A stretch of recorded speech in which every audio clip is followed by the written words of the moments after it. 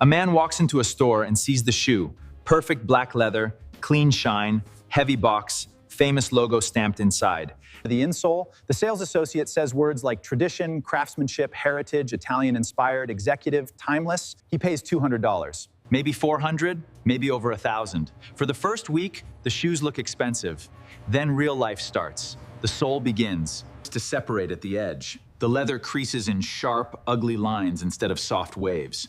The heel feels hollow. The shine turns cloudy, the toe box starts to collapse, and when he finally takes the shoe to a cobbler, the answer is brutal. There isn't much to rebuild here. That is the trap, but the problem is not paying a lot for shoes. The problem is paying a lot for cheap shoes dressed up as luxury. Today, we are breaking down 14 men's shoe brands, 8 brands men should stop buying blindly, and 6 brands that actually put more money into leather, construction, repairability, and long-term value, the question running. Through the entire video is simple. Is the money in the shoe? Or is the money in the name printed on the insole? Because a good shoe is not just shiny leather. A good shoe has structure, it has a real sole, it has leather that improves. Instead of cracking, it has construction that can be repaired. It has a shape that survives more than one wedding, one office job, one rainy commute, or one season of business casual outfits. So here is the rule before we rank anything. Price is not proof. A high price can mean better leather, skilled labor, stronger construction, and a shoe that can be resold for years. Or it can mean mall rent, wholesale markup, celebrity branding, packaging, and a logo that does more work than the outsole. We are judging these brands by the parts most men never check: the upper leather, the lining, the outsole, the way the sole is attached. Whether the shoe can be resold, whether the brand tells you how it is built, whether the shoe gets better with wear, and most importantly, the cost per use. A $200 shoe that looks tired after 20 wears costs $10 every time. You put it on, a $500 shoe that can be worn, maintained, resoled, and used for years can end up cheaper. That is the difference between expensive and well-made. Right. Now let's start with the 8 brands men need to stop buying blindly. Number 8, Steve Madden. Steve Madden is not really selling a dress shoe, it is selling the idea of a dress shoe. That matters because the typical Steve Madden men's dress shoe is built for the visual moment. The interview, the wedding, the night out, the Instagram photo, the first impression from 6 feet away. From that distance, it can work. You see a slim silhouette, a polished finish, maybe a bit loafer, maybe a derby, maybe a suede Oxford. But the closer you get, the more. The illusion starts to separate from the object. Look at the material breakdown on some of the brand's own dress shoe listings. You can find suede uppers paired with synthetic and textile lining, synthetic and textile sock materials, and EVA soles. On other models, you may see leather uppers combined with fabric and synthetic lining and rubber soles. That is not automatically evil, a shoe at the right price can use those materials honestly. The problem is when the design language whispers luxury while the construction is built like fashion footwear. Steve Madden is strong at trend translation. It sees what designer shoes are doing and pushes a cheaper, sharper-looking version into the mass market. But shoes are not like t-shirts. A t-shirt can be cheap, trendy, and still do its job. A dress shoe has to carry your body weight, flex thousands of times, absorb sweat, hold shape, and survive impact with pavement. When the shoe is mostly about silhouette, the structure becomes the sacrifice. The consumer thinks he is buying a stylish dress shoe. What he is often buying is a temporary costume for formal situations. The better alternative is not necessarily a $1,000 shoe. It is a shoe that tells you how it is made.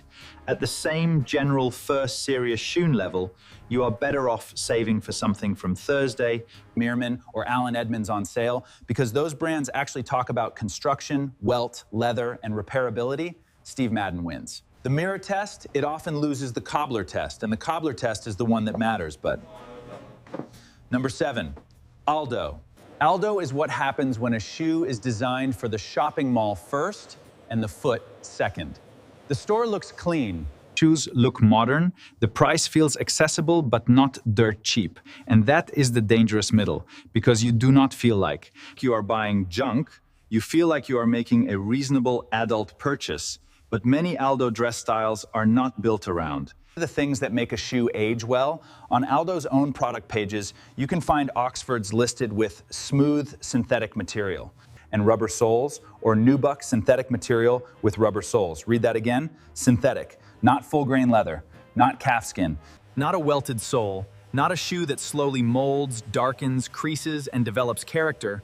A synthetic dress shoe can look surprisingly good when it is new. That is the trap. Synthetic materials can be smooth, consistent, and shiny.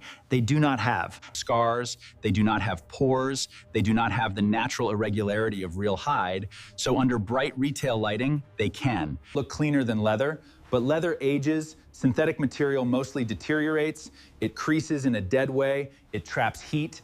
It does not condition like leather. Once it starts peeling, cracking, or separating, there is no satisfying comeback. You cannot polish plastic. back into heritage. The consumer believes he is buying a stylish, affordable dress shoe. What he is really buying is a short-term visual solution, and for some men, that may be enough. If you need a shoe for one event and you know exactly what you are buying, fine. But if you are paying over $100 expecting a foundation piece in your wardrobe, that is where the math breaks. Aldo is not the villain because it is cheap. Aldo is the problem because it can make disposable footwear feel Like a smart middle-class upgrade, the shoe looks like the first step into adulthood. Often, it is just a rental with your. That promise works because men are tired of painful shoes. They have worn stiff Oxfords. They have stood through weddings. They have walked Through airports in hard leather soles. They know the feeling of wanting to rip a shoe off under the dinner table.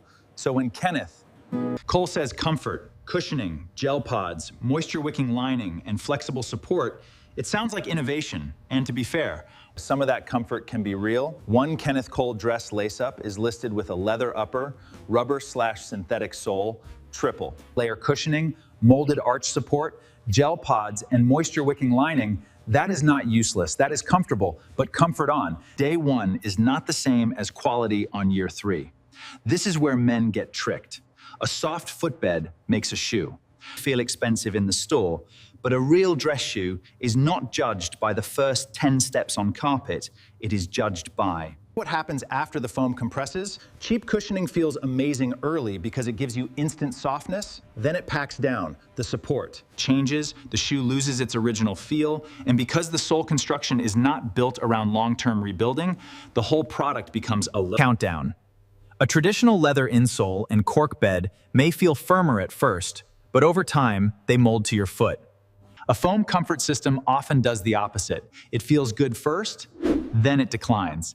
That does not mean every Kenneth Cole shoe is worthless. It means the brand's value proposition is usually comfort and style, not repairable craft. That is a different category. So if You are buying Kenneth Cole as an office beater, heavily discounted, knowing it is not a lifetime shoe, that is rational.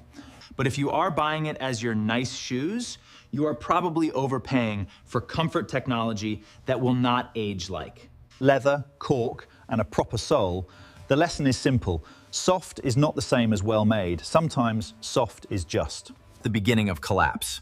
Number 5, Cole Haan. Cole Haan may be the most dangerous brand on the list because it solved one problem while creating another. It made dress shoes comfortable. That was smart. For years, men had two bad options. Wear traditional dress, shoes that looked elegant but punished the foot, or wear sneakers that felt good but looked wrong with tailoring. Cole Haan stepped into that gap and built an empire of hybrids, Oxfords with sneaker soles, wingtips with athletic foam, office shoes that feel like running shoes. The brand's own listings make the strategy obvious. The Grand Remix Oxford is described as an Oxford with the sole of a running shoe, using a leather upper, an outsole made of EVA and rubber, a PU footbed, and polyester lining. Other original Grand models list EVA midsoles, rubber outsoles, foam footbeds, and polyester lining. Again, that is not a scam, that is a product category. The problem is that men confuse comfort engineering with shoe quality.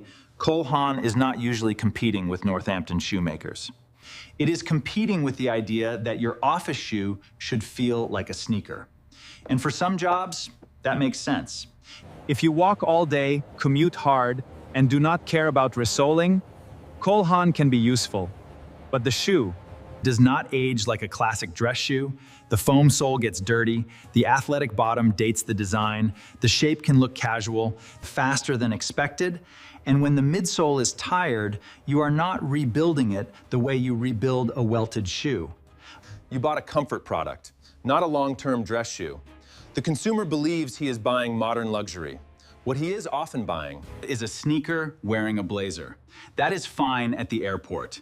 It is less fine when you are trying to build a wardrobe. Cole Haan is not bad because it is comfortable. Cole Haan is risky because it teaches men that immediate comfort is the highest form of quality. It is not. Real quality is when the shoe feels good after the break-in, looks better after wear, and can come back from damage. A sneaker dress hybrid usually starts at its best. A real shoe earns its best later. Number 4, Johnston Murphy. This one hurts because Johnston Murphy has history. It has. The kind of name that sounds like it belongs in a presidential closet, an old law office, or a wood-paneled men's club. And that heritage creates trust. A man sees Johnston Murphy and thinks, this is the safe choice, this is classic, this is respectable. Sometimes it can be. The problem is that modern Johnston Murphy is not one simple thing. There are different lines, different constructions, different quality levels, and a lot of comfort-driven shoes that should not be judged like traditional welted dress shoes. The XC4 line, for example, emphasizes waterproof leather, seam-sealed construction, memory foam cushioning, removable dual-width footbeds, performance linings, polyurethane midsoles, and rubber soles. That may be practical, but practical is not the same as heirloom. When a brand with old-school credibility sells modern comfort shoes, the consumer's brain blends two messages together: heritage and convenience. That blend is powerful. You feel like you are buying tradition, but the actual shoe may be built around waterproofing, cushioning, removable footbeds, and lightweight soles. Again, not automatically bad, but the value question becomes sharper. Are you paying for old reputation or current construction? Because those are not the same. A real heritage shoe earns its reputation through materials, lasts, welted construction, repair programs, and decades of use. A heritage-branded comfort shoe earns its sale through fit, softness, and convenience. That is a different promise. The danger is buying the second one while emotionally believing you bought the first. Johnston & Murphy is not a brand every man must avoid completely. It is a brand men must stop trusting automatically. You have to read the specific model. You have to ask how. The sole is attached. You have to know whether the shoe can be resoled. You have to stop letting the name do the inspection for you, because nostalgia is not construction, and a logo with history does not make a modern shoe built like the old one. Number 3, Hugo Boss. Hugo Boss is a clothing brand that also sells shoes. That sentence explains most of the problem. When a fashion house sells a suit, a shirt, a fragrance, a belt, and a shoe, and the shoe is often part of the outfit. An ecosystem, it completes the look. It is not always the technical center of the brand, and shoes punish that weakness because a shoe is not just styling, a shoe is engineering. On Boss dress shoe listings, you will see language around leather uppers, European-made shoes.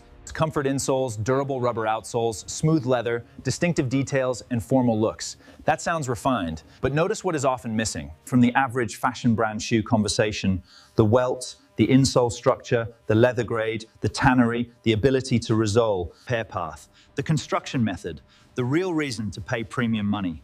Hugo Boss understands the visual language of the successful man. Black derby, slim shape, clean sole, sharp suit, modern office. But the shoe itself can become an accessory to the brand image. Rather than a craft object, that is where men lose money. They are not buying a bad-looking shoe, they are buying a shoe, where the price may be carrying fashion positioning more than shoemaking substance. You pay for the world around the shoe, the store. The label, the suit campaign, the feeling that everything matches, but your foot does not care about the campaign. Your foot cares about leather. Structure, support, breathability, sole attachment, and how the shoe behaves after months of use. A Hugo Boss shoe may look right, the under-tailored trousers, but looking right is the lowest bar for a dress shoe. The higher bar is this: can it be maintained? When the description gives you more atmosphere than construction, be careful. That is not a product page. That is a sales floor with better lighting. Number 2, Prada men's dress shoes and loafers. Now we enter the dangerous zone, because this is not cheap footwear pretending to be premium. This is actual luxury. Prada has design credibility. Prada has fashion history. Prada has real influence. Prada knows shape, proportion, Polish, and desire. But value is not the same as desire, and construction value is not the same as luxury branding. A Prada brush leather loafer can be listed around $1,320, with details like brush leather, a triangle logo, a rubber, lug sole, leather insole, and imported origin. Other Prada lace-ups and loafers list brushed calfskin, leather soles with rubber half, soles, and elegant minimalist design language. None of that means the shoe is fake. But ask the hard question. If you remove the triangle logo, is the construction still worth the price? That is the entire game. Luxury fashion shoes often charge for design authority, brand identity. Runway relevance, silhouette, and cultural signal, those things have value, but they are not the same as long-term shoe value.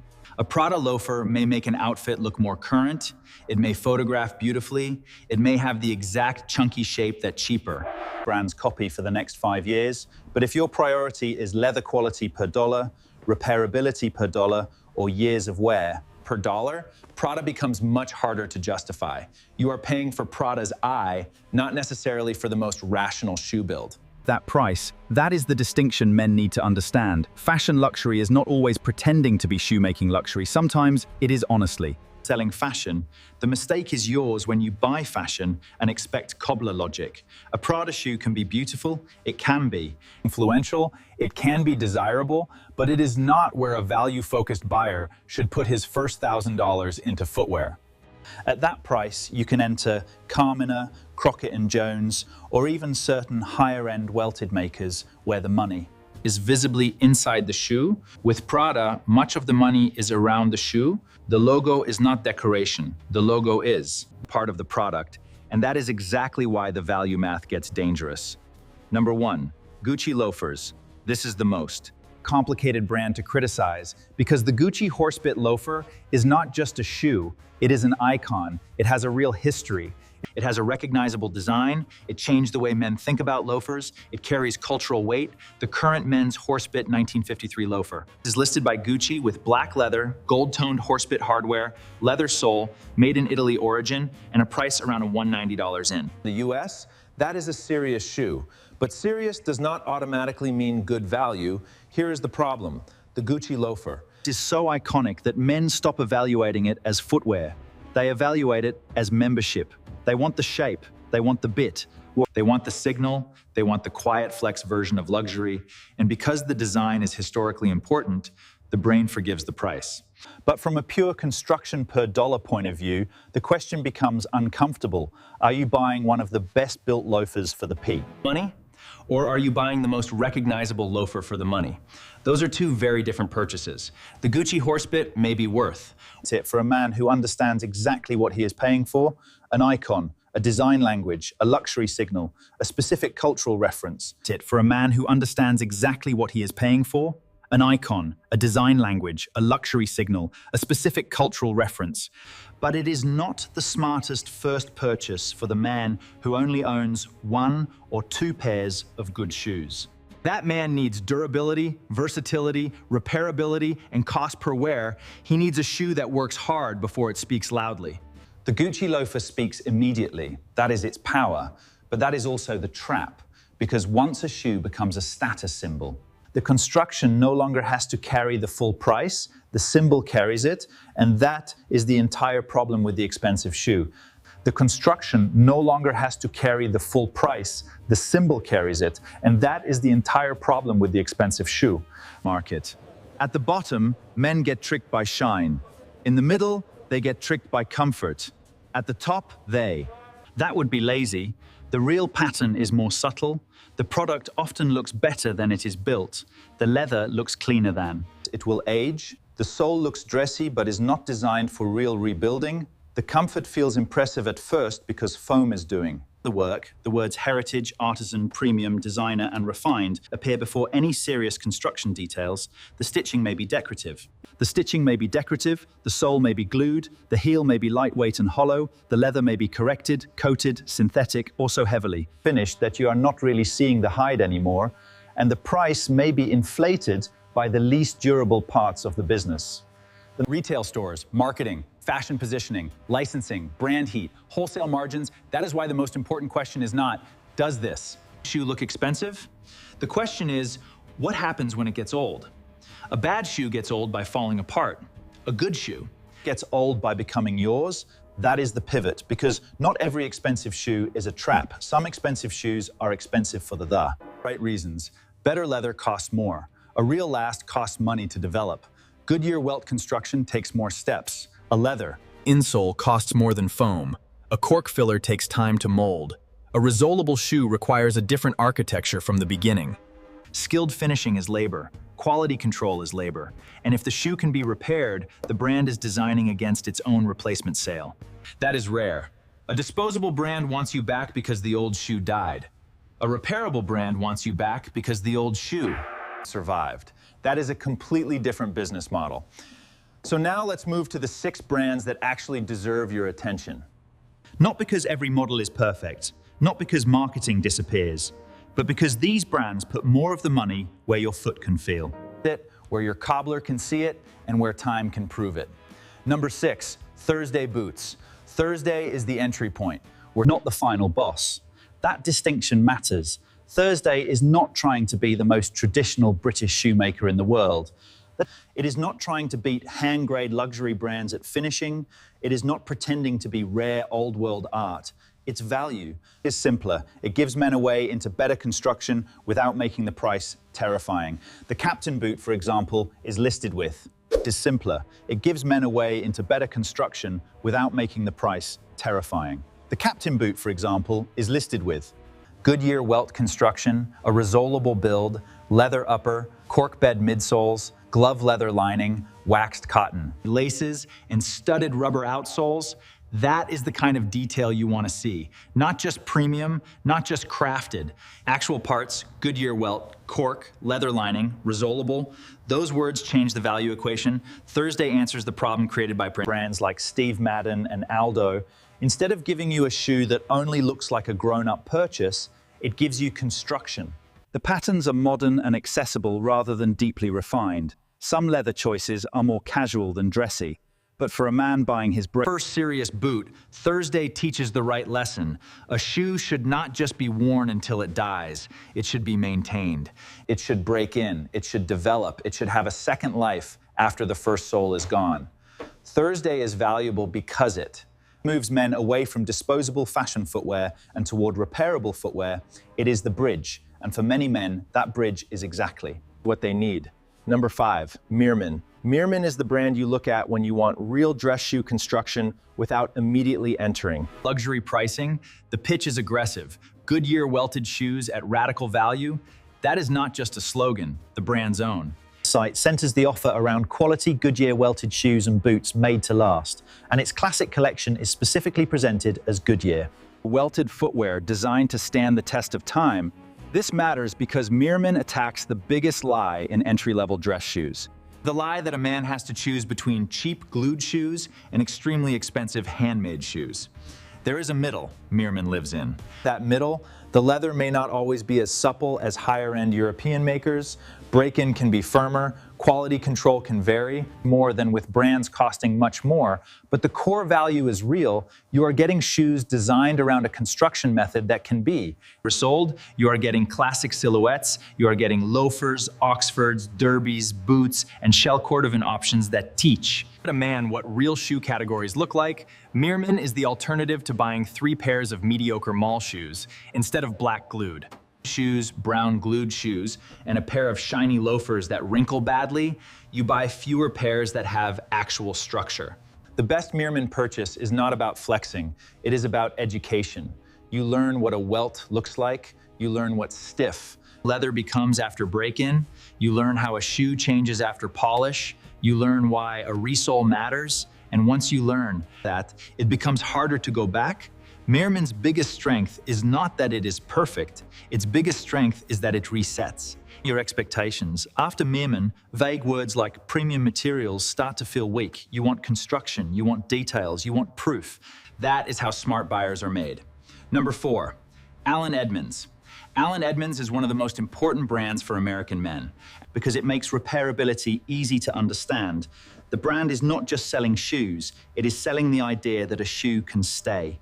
Because it makes repairability easy to understand.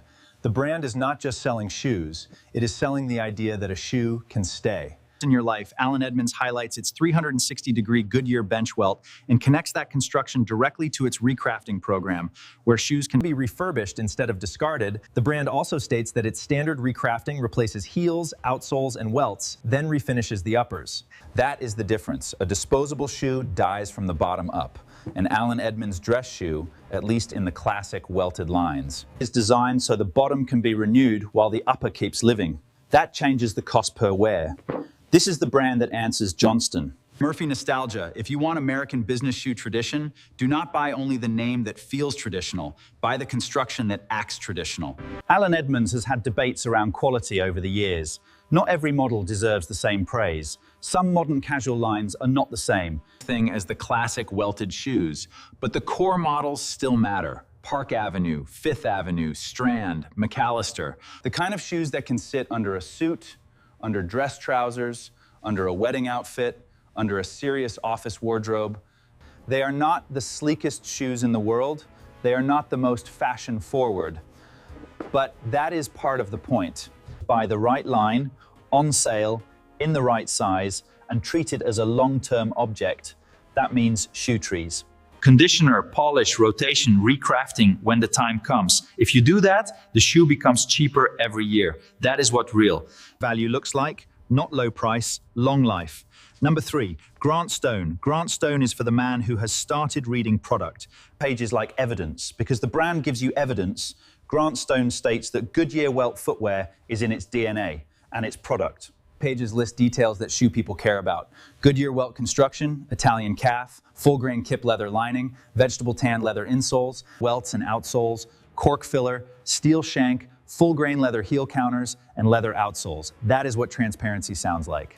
Not crafted for the modern gentleman, not designed for confidence. Parts, materials, construction. Grant Stone is powerful because it puts a lot of money into the physical shoe and does not hide where it is made. Some models are crafted in Xiamen, China, and the brand is Open about that on product pages. That matters because origin alone is not quality. A poorly made shoe from Italy is still poorly made. A well-made shoe from China is still well-made. Serious buyers judge the object. Grant Stone's strength is that the object gives you a lot to judge. The shoes and boots tend to feel substantial. The leather choices are strong. The build is robust. The lasts are not flimsy fashion shapes, and the details often compete with brands charging more. This is the direct answer to fashion brands that hide behind mood. Grant Stone says, here are the components, now inspect them. That is confidence if you want to dress your shoe. The Oxfords and Derbies make sense. If you want boots, the value becomes even more obvious because boots are where cheap construction gets punished hardest. A bad boot folds, leaks, collapses, and looks tired quickly. A good boot takes impact and gains character. Grant Stone is not the cheapest brand here. But it may be one of the clearest examples of money going into the shoe instead of the fantasy around the shoe. And when the product page reads like a spec sheet instead of a poem, that is usually a good sign. Number 2, Carmina. Carmina is where the conversation becomes more refined. This is the brand for the man who wants real construction, but also wants elegance. Not just durability, shape, balance, leather depth, a better last, a cleaner finish. Carmina presents itself as a 4th-generation shoemaker based in Mallorca with artisan shoes dating back to 1866, and the brand strongly emphasizes Goodyear welted construction. In Mallorca, with artisan shoes dating back to 1866, and the brand strongly emphasizes Goodyear welted construction. It also explains details like closed channel sole stitching, where the stitching is hidden under a leather flap for a more elegant finish. That is the kind of detail that separates well-built from well-built and beautiful. Carmina answers the Prada problem.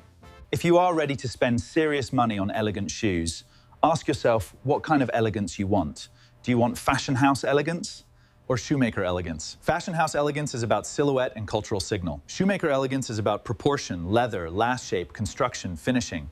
and the way the shoe looks after 5 years of careful wear, Carmina gives you the second one. The brand is especially strong if you care about loafers, Oxfords, monk straps, boots, and shell cordovan. It is not an entry-level recommendation for every man. But for the buyer who already owns basic shoes and wants to upgrade, Carmina is where the money starts making sense. You are not just paying for a logo, you are paying for a shoemaking tradition that shows up in the product architecture. And that architecture matters every time the shoe bends, every time the sole wears down, every time the leather takes polish. And a shoe can be expensive while still being fair. That is the distinction most men never learn. Number 1, Crockett Jones. Crockett Jones is the long-term answer. This is the brand that shows why expensive shoes can be worth it when the money is in the right place. The company makes Goodyear welted shoes in Northampton, England, and explains that Goodyear welt construction allows the sole to be removed and replaced without damaging the upper. It also describes many components being produced in-house and states that its Goodyear welted shoes are crafted in its own Northampton factory. This is not just heritage as decoration, this is heritage as manufacturing process. That is the difference. A brand can talk about tradition because its founder once made shoes. Or a brand can talk about tradition because the same kind of work is still happening in the factory. Crockett Jones is expensive, no one should pretend otherwise, but the shoes sit in a different value. You are paying for lasting, closing, making, finishing, a repairable structure, a factory with deep specialization, a shoe designed to survive maintenance. That is what a premium dress shoe is supposed to be. Not just leather with a famous logo, not just a sleek black shape. A system. A well-made shoe is a system. The upper, lining, insole, welt, cork, shank, outsole, heel, last, and finish all have to work together. When one part is cheap, the whole shoe suffers. When every part is considered, the shoe becomes something else. It becomes an object with a future. That is why Crockett Jones belongs. It's at the top of this value list, not because every man needs it, most men do not, but because it proves the central point. The problem is not spending money. The problem is spending money where it disappears. With a true shoemaker, the money remains visible. You can see it in the welt, feel it in the structure, repair it in the sole, and watch it age in the leather. That is the standard, brother. So how do you never buy the wrong shoe again? Start with the sole. If a dress shoe costs real money and the sole is purely glued, be suspicious. Not every cemented shoe is useless, but a high-priced dress shoe should justify itself. If it cannot be resoled, the upper has an expiration date attached to the outsole, then look at the leather. If the leather is too shiny, too perfect, too plastic looking, slow down. A heavy correction layer can make mediocre leather look clean at first, but good leather usually has depth. It accepts polish, it creases softly, it does not look like a laminated photograph of leather. Then read the product page. Do not let words like premium, artisan, handcrafted, refined, and luxury hypnotize you. Look for the real words. Full-grain leather, calfskin, leather lining, leather insole, Goodyear welt, Blake stitch, storm welt, cork filler, steel shank, vegetable tan components, resolable construction, recrafting. If the brand gives you only emotion and no anatomy, that is information. Silence is a specification. Then ask whether the shoe can be repaired. A shoe that cannot be repaired must be judged much more harshly on price, because once the sole is gone, the shoe is gone. And if the shoe is gone after 1 or 2 hard seasons, it was never expensive because of quality. It was expensive because of the story. Also learn the difference between comfort and longevity. A sneaker-like dress shoe can be useful, but do not confuse foam with craft. Foam feels good now. Leather and cork can feel better later. One is immediate pleasure, the other is long-term ownership. And finally, calculate cost per wear. Not price, cost per wear. A $120 shoe worn 15 times before it looks embarrassing is expensive. A $400 shoe worn 200 times, maintained and resoled is cheap. That is the math brands do not want you to do. Because once you understand cost per wear, you stop shopping like a victim of shine. You stop asking, does this look premium? You ask, where is the money? Is it in the leather?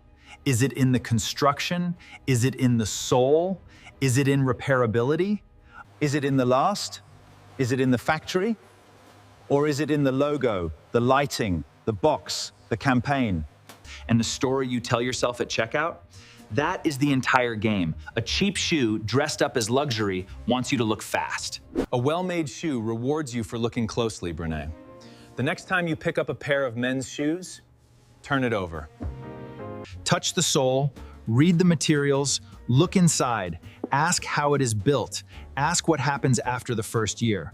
Ask whether a cobbler can save it, because the shine is easy, the logo is easy, the hard part is building something that still deserves your money after the shine is gone. That is the difference between a shoe that looks expensive and a shoe that is actually well made. And once you see it, you cannot unsee it.